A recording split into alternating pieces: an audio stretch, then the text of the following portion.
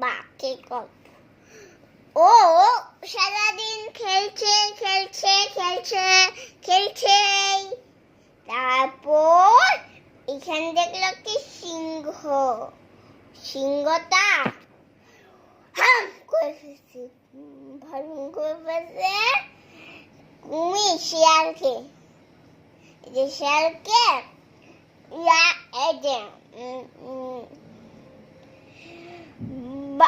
কুমির বাঘটা দেখে ভয় পাইছিল, পালাইছে, পালাই গিয়ে খেলছে, খেলার পর আবার বাঘটা দেখে আবার পালাই গেছে, পালাই যাওয়ার পর ঘুমাই তারপর উঠে দেখি আর বাঘ কই, বাঘ পালাই গেছে, পালাই যাওয়ার পরে তারপর ইয়াকে দেখলো, কুমিরকে দেখলো, কুমিরকে দেখার পর তুই জল দেখে জলটা খেতেও পারতো না, খেয়ার পর চশমা পড়তেও পারলো না, পড়ার পরে রাগ হয়ে গেছে, রাগ হওয়ার পর সব কিছু ভেঙে দেয়, ভেঙে দেওয়ার পরে একটা গভীর বাঘটা সে খাচ্ছিল না, ওই বাঘটা আসছে, বাঘটা এসে ও ভয় পেয়ে গেছে,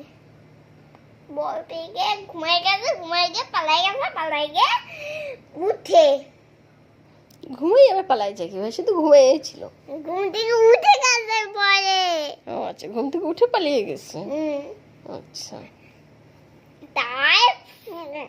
মাঠে গরম হয়, চুমকে ওকে মারতেছিল, ওকে মারতেছিল, মারার পর জাদু করছিল, জাদু করার পরে ওই বাঘ এসে হাম করে ওকে খেয়ে ফেলছে, খেয়ে ফেলো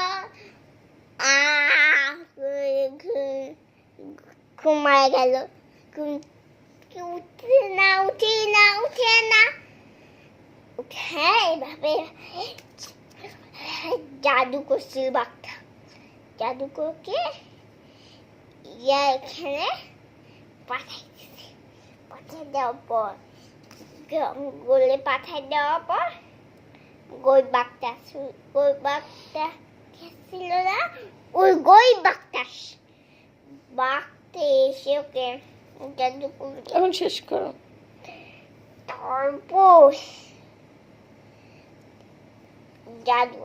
জাদু এসে ওকে আশ্রমে পাঠাই, শেষ।